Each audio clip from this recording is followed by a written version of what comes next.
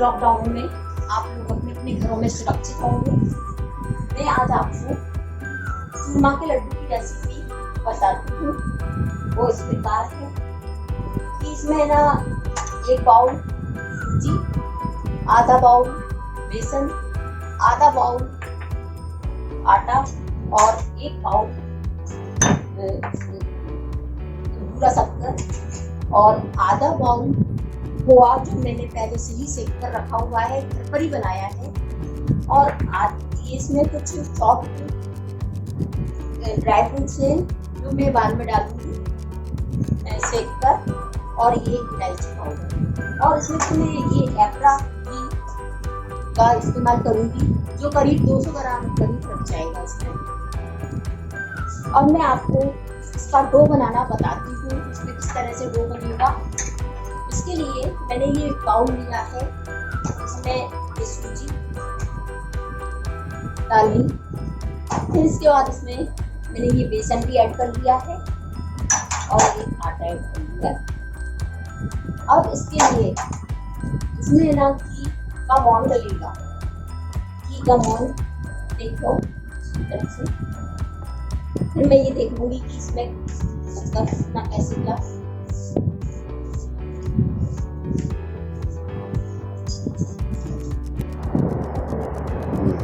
अब मैंने इसको सारे आटे में पॉलिशिंग हो गई है घी की। इसके बाद मैं इसमें थोड़ा पानी डालूंगी और इसका ये ज्यादा लूज भी नहीं और ज्यादा टाइट भी नहीं, एक सा डो बना दूंगी।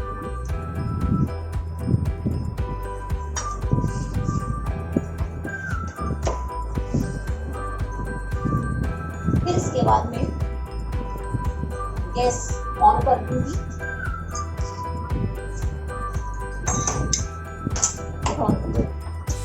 और इसमें एप्रा डालूंगी।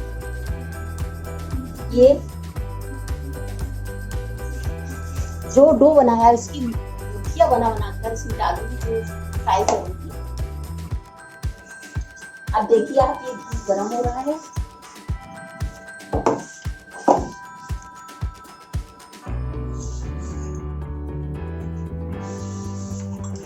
अब ये डो आपका तैयार हो गया है और देखो इसको ऐसा रखेंगे। अब मैं इसकी मुठिया बनाऊंगी। देखिए ये मुठिया इस तरह से बनानी है।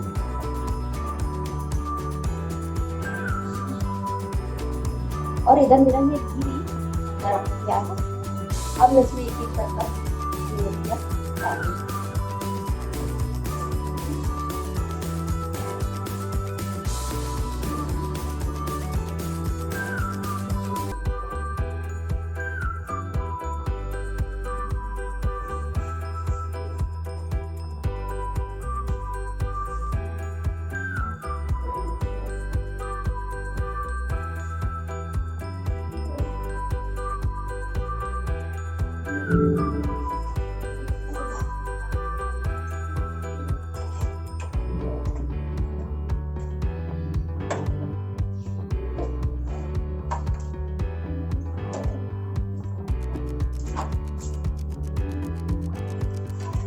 एप्रा घी से बहुत ही अच्छी रेसिपी बनती है और बहुत अच्छा चूरमा का लड्डू बनता है।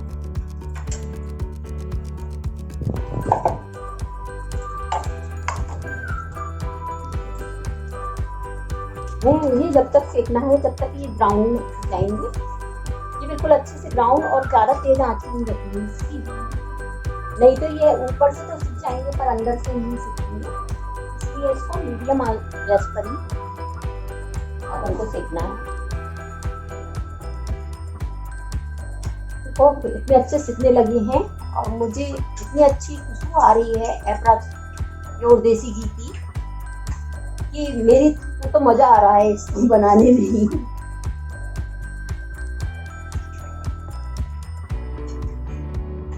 वाह क्या कलर, ऐसे सुनहरे सुनहरे सेकने हैं।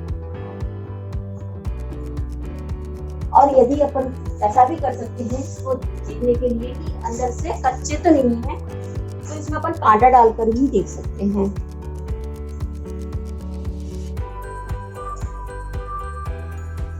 देखिए ये निकल के आया, बिल्कुल इसमें नहीं लगा हुआ है, तो ये बिल्कुल सिक गया है।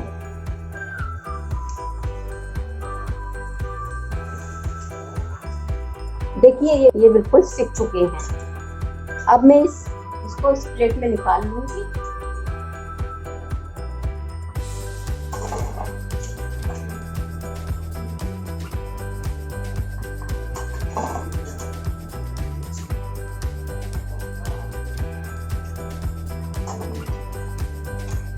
और ये बंद कर दूंगी।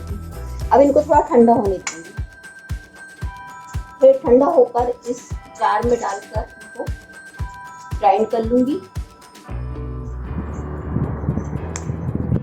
देखिए मैंने ये ग्राइंड कर लिया है। अब मैं इसको छान लूंगी।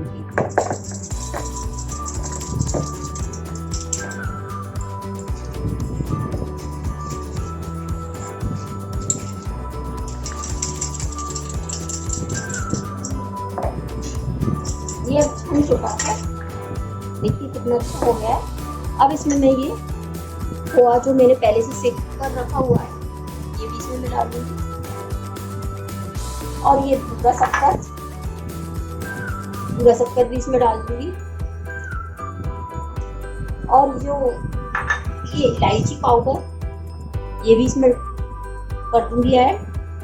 और ये मैंने ये जो ड्राई फ्रूट जो पहले से सेक कर रखे थे, वो ये भी इसमें ही डाल दूंगी।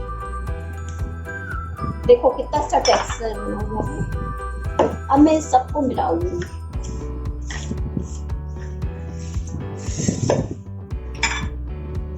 देखो कितनी अच्छी खुशबू आ रही है ना। अब इसको बाइंड करने के लिए मैं थोड़ा सा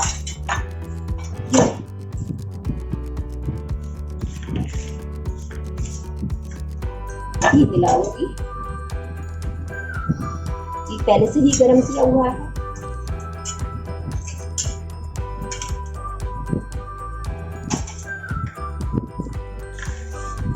अब मैं इसकी तैयार करती हूँ।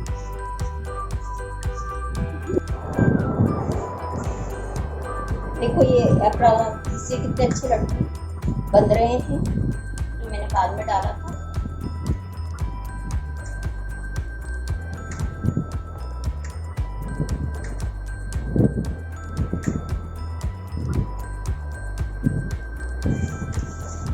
अब ये सारे लड्डू बनके तैयार हो चुके हैं।